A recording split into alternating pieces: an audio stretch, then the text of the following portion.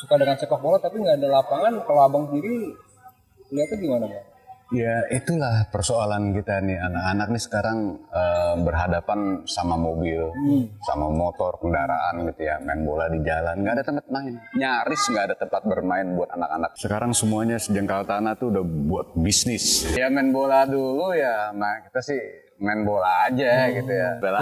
Yang penting hobi mereka tersalurkan gitu ya. Anak-anak sampai orang tua pun yang namanya belajar itu wajib ya. Subanjirnya nih yang nggak tuntas-tuntas nih kayaknya. Yang lagi kita bangun nih fungsi ekonomi yang lagi coba mau kita sinergikan gitu ya. Karena pengelolaannya kurang terkoordinasi. Di sungai juga jadi banyak plastik. Coba dong bang dibuka dulu tuh biar supaya pemirsa semua bisa lihat wajah abang yang ganteng ini. Nyesek juga loh. Dan punya lapangan bola kembali. Dan punya lapangan bola kembali, itu harapannya.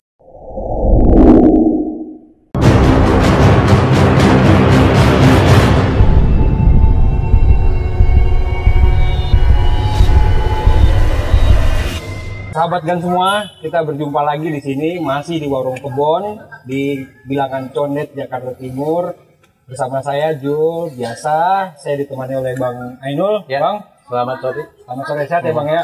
Dan hari ini nggak saya sedangkan Bang Ainul aja yang hadir di sini, kita ditemani oleh salah satu pengelola dari Warung Kebon, yaitu Bang Abdul. Bang, gimana kabar Bang? Alhamdulillah. Alhamdulillah sehat. Coba dong Bang dibuka dulu tuh biar supaya pemirsa semua bisa lihat wajah abang yang ganteng ini. Nyesek juga loh. Pasang Iya. Bang, ini kan kita selama ini udah selalu syuting di Warung Kebon terus. Abang bisa cerita sedikit nggak sih soal Warung Kebon sebenarnya sih apa sih dan tujuannya dan kenapa gitu? Banyak boleh nggak? Boleh, silakan aja. Kita membicarakan bukan hanya soal sepak bola aja ya. Ya kan di sini abang juga punya andil besar terhadap kita selalu hadir di sini ya, sekali-sekali lah abang bisa hadirkan di sini. Ya awalnya sih Warung Kebon ini kita bangun gitu ya. Ini untuk apa ya? Memanfaatkan nilai tambah fungsi sungai. Jadi selain dia fungsi sebagai ekosistem atau daerah aliran sungai ini fungsinya sebagai penyedia air baku tanah. Sempadannya ini kan lumayan buat kita manfaatkan buat belajar, buat fungsi sosial yang lain itu banyak sekali. Nah, yang lagi kita bangun ini fungsi ekonomi yang lagi coba mau kita sinergikan gitu ya sama pengelolaan sungai di sini. Ini dari kapan? Kapan? Kalau komunitas di sini sebetulnya udah lama, di awal tahun 90-an tuh kita udah bergerak. Iya, karena waktu itu sungai tuh memang udah hancur banget. Penuh sampah nih di daerah Jakarta ini nih, sungai itu kalau lagi banjir kiriman dari hulu tuh dahsyat sekali ya. Jadi kita mau menginisiasi buat pemulihan kembali sungai gitu ya. Nah sekarang ini kan udah agak lumayan nih kan, tapi masih banyak nih yang fungsi-fungsi yang lain yang harus kita bangun ya, sebagai fungsi lingkungan sebagai green belt-nya Ciliwung, juga bisa kita manfaatkan sebagai fungsi ekonomi. Nah diantaranya yang mungkin bisa bersinergi nih yang lagi kita trial itu coba buka warung lah, ya buat sekedar ngopi-ngopi aja. Nah, yang warung ini sendiri dari kita mulai dari awal tahun 2019.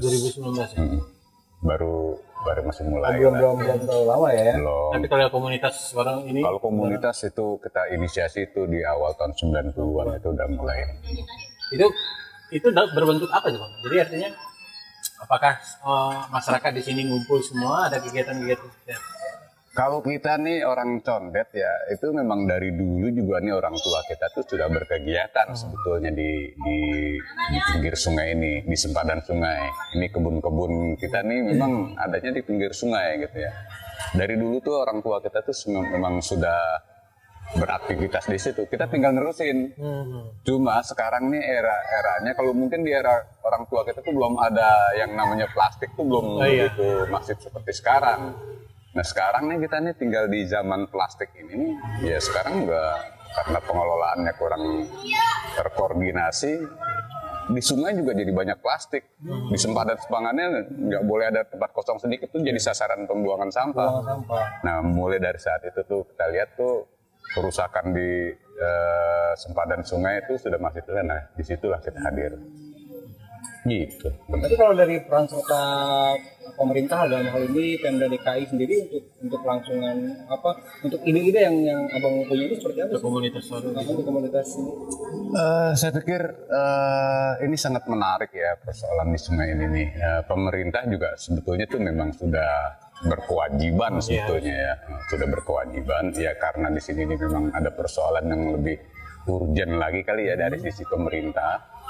Jadi sampai saat ini nih baru sekedar survei aja gitu ya. Mungkin kalau buat dari alirannya karena memang punya fungsi strategis nih, apalagi di kala musim banjir.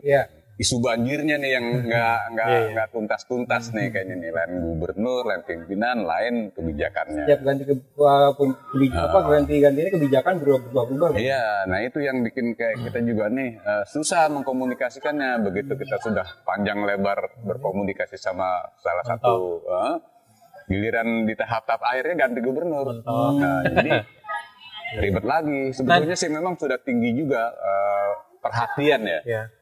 Perhatian pemerintah nih terhadap persoalan Ciliwung, persoalan sungai. Tapi konkretnya ini nih yang memang masih kita belum bisa lihat hasilnya gitu.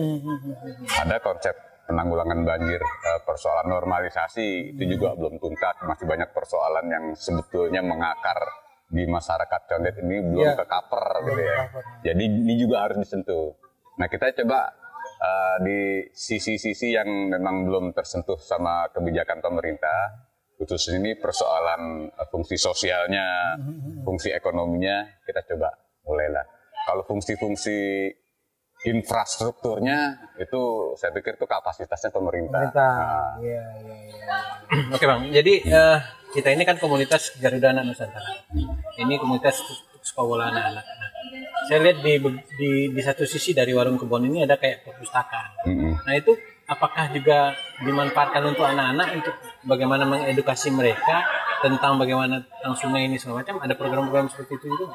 Iya, dulu di sini kita bangun sekolah alam yang agak sedikit unik. Ini kita memang mau memperkenalkan sama generasi muda, sama dunia. Ya sebetulnya bukan generasi muda aja ya, anak-anak sampai orang tua pun yang namanya belajar itu wajib ya. Dan semuanya tersedia di sini. Di Ciliwung ini semuanya tersedia. Jadi kita coba mereferensikan, menggalakkan istilahnya hal-hal yang lebih berkaitan sama dunia pendidikan, buku-buku tentang lingkungan, buku-buku tentang sungai, buku-buku tentang keragaman flora fauna. Itu kita siapin di sini. Di samping itu juga kita punya banyak alat peraga di sini. Ya, kayak di sungainya sendiri nih banyak ikan, banyak biota-biota. Terus di bantarannya nih banyak keragaman flora, apalagi ini Condet ya. Condet itu sangat terkenal dengan keragaman flora, bahkan ada status khusus di Condet dengan status cagar budaya buah-buahannya itu ya. Salak. Iya, ini harus kita perkenalkan sama anak-anak, sama generasi kita di bawah kita gitu ya. Biar mereka tahu. Nah, ini kan juga bukan cuma sekedar tanamannya nih. Ada yang melingkupinya juga ya tentang kesejarahannya, tentang cara bercocok tanamnya, meliharanya. Banyak hal lah ya yang kita sendiri nggak tahu nih, semuanya nih ada di sungai. Jadi ini kita merasa berkewajiban untuk sementara nih melindungi dulu. Mungkin generasi kita selanjutnya nanti mungkin bisa sambil belajar untuk pengembangan lebih lanjutnya ya. Kira-kira gitu. Kalau boleh dibilang bahwa Condet ini tidak bisa dipisahkan dengan alurnya Ciliwung. Karena bagaimanapun Ciliwung dari Bogor sampai Jakarta itu harus lewat Condet dulu kan. Kalau saya naik kebetulan Ciliwung ini ditutup di Condet ini selesai semua. Kalau manusia di seluruh dunia itu sangat berketergantungan sama air, sama sungai. Semua peradaban ada di dekat sungai. Di Condet juga kayak gitu. Ya, khususnya karena yang mengalir di Condet ini Sungai Ciliwung ya kita ini juga sangat bergantung ya. Dulu waktu di zaman kejayaannya Ciliwung itu tempat bermain kita. masih bisa dipakai buat mandi bang. Oh, Ya? iya, buat sekedar mandi, minum berani. Iya. Masih bersih ya. Masih berani. Abang masih ketemu masa seperti itu ya? Iya masih. Berarti belum jauh kan? Iya. Belum jauh, berapa drastisnya kan? Iya, sekedar sampai 20 tahun terakhir itu kita masih bermain di sungai ya. Nih, kerusakan yang masif dan tidak terkendali ini 20 tahun terakhir ini kan. Itu kita lihat perubahan fungsi sempadan, perubahan RTH, pertambahan penduduk. Tambahan penduduk itu yang paling utama itu ya. Harus urbanisasi ke Jakarta. Dan budaya plastik. Nah, budaya plastik ini juga ini sangat mempengaruhi. Jadi sungai lah yang terdampak dari aktivitas yang ada di daratan, di daerah aliran sungainya itu. Cerminannya di situ. Iya. Ya udah. Sahabat Gan, itu sedikit banyak pengetahuan tentang Ciliwung dari pakarnya langsung, mungkin ya, bukan pakar sih sebetulnya, karena pelaku. Iya, karena memang beliau dari mulai kecil, mulai dari Ciliwung yang masih bersih dipakai buat mandi, udah di sini merasakan. Jadi beliau nih tahu banget bagaimana Ciliwung masih bagus sampai Ciliwung sekarang seperti yang kita rasakan ini bang. Nah ini kan tadi kita bicara soal Ciliwung nih bang, soal warung kebun. Sekarang kalau saya mau tanya soal sepak bola bang, paham dong soal sepak bola? Pasti seneng dong. Iya. Karena olahraga paling populer di dunia kan sepak bola bang. Sekitar Condet ini ada lapangan bola masyarakat nggak bang? Kalau yang dulu dipakai ya, anak? Hah? Dulu ya. Dulu ada? Iya. Nah sekarang mana bang? Sekarang di jalan. Hah? Jalan. Jadi udah jadi aspal.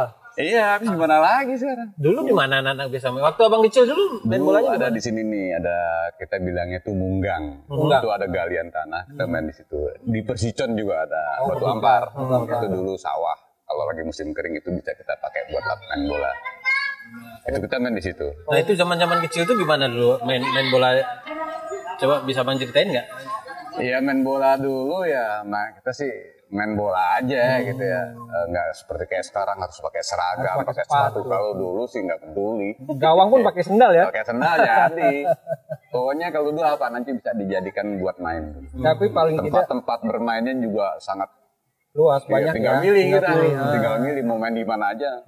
Ya Banyak dulu ini. katakanlah dulu sarana dan prasarana lapangan bola ada, tapi pengelolaan juga belum ini ya. Iya. Tapi sekarang gimana nih bang?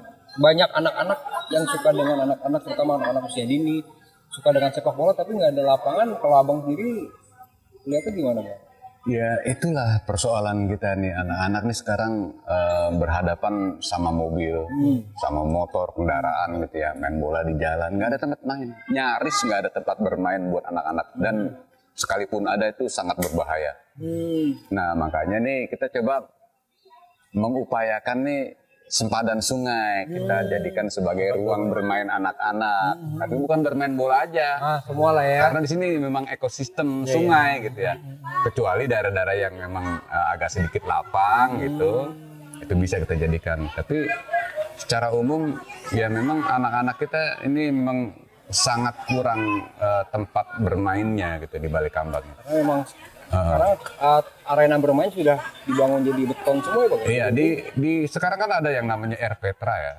Di semua kelurahan tuh saya pikir tuh ada Air Petra. Itulah satu-satunya tempat yang difasilitasi pemerintah untuk bermain anak-anak ya. Tapi di balik kambang ini nggak ada. Nggak ada Air Petra, nggak ada. Pokoknya ruang bermain di balik kambang tuh ya di jalan anak-anak. Inilah makanya gimana caranya nih kita memfasilitasi anak-anak ini ada ruang bermain yang aman, yang nyaman. Ya salah satunya ya di pinggir kali. Ya mereka harus bermain dengan tanaman, dengan pohonan, dengan sungai. Itu alternatif ya. Tapi buat tempat bermain yang layak memang ya harus dicari yang lebih nyaman lah gitu ya. Sediakan. Apalagi lapangan bola, aduh harus betulnya itu. Iya kan, karena seperti yang saya bilang tadi, olahraga yang paling digemari di dunia sepak bola. Sampai Condet nggak punya lapangan kan kayaknya dulu yang sini telah lahannya luas, penuh dengan lapangan, tapi ternyata sekarang penuh dengan beton-beton semua. Oke, Sobat Gan, nanti kita akan lanjutkan ngobrol tentang sepak bola dengan sepak bola di Condet dengan Bang Abdul. Kita rehat sejenak. Salam pembina. Oke, Sobat Gan, kita lanjutkan pembicaraan diskusi kita dengan Bang Abdul. Bang Abdul, Nah, ini sekarang kita bicara diskusi ya, ngobrol-ngobrol soal sepak bola anak-anak. Tuan Kanagan ini adalah komunitas sepak bola anak-anak. Nah, menurut Bang Abdul, dari penglihatan Bang Abdul secara gamblang tentang sepak bola anak-anak di Indonesia sekarang gimana? Kalau bola, saya pikir anak-anak tuh karena dia dimanapun dia main, ada bola di jalan dia main, ada ruang itu sebetulnya memang udah antusiasmenya masyarakat. Anak-anak nih buat bola tuh memang udah luar biasa. Di mana-mana anak pasti main bola. Biarpun nggak ada lahan di dalam besar, rumahnya dia main bola. Kan artinya tuh memang ada potensi ya, ada potensi. Dia bisa bermain, ya memang bola, dia bisa lihat dari mana aja contohnya. Yang memang sangat mudah. Nah, ternyata sekarang kita lihat prestasi bola kita hancur-hancuran. Nah, menurut Bang, apa masalahnya menurut Bang Abdul? Ya nggak tahu lah ya, ya mungkin pengelolaannya. Pengelolaannya aja yang harus dibenahin lagi. Karena memang bola sekarang tuh trennya tuh udah bisnis. Kalau dulu memang itu permainan rakyat, permainan masyarakat lah ya. Semua orang pasti main bola, pernah merasakan main bola. Kalau sekarang udah bisnis. Nah, kalau menurut Bang Abdul, anak-anak condet yang main bola dari dulu, yang kemana arahnya, yang menurut Bang Abdul gimana? Dulu ya kita sekedar cuma ngisi waktu, cuma ada beberapa dari kawan-kawan ikut klub. Gitu ya. Banyak juga sebetulnya dulu potensi kawan-kawan seangkatan dulu ke saya Persija Timur ya? Sini? Enggak, kita sih masih lokal condet aja dulu. Namanya ada Persicon ya. Persicon. Lapangannya kita ada.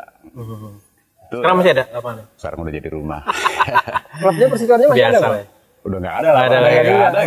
Sayang dong ya. Sayang banget. Itu memang potensinya besar. Kita secara lokal tuh bikin kompetisi itu luar biasa. Animo masyarakat ya, luar biasa. Tumpah ruah kalau ada bola.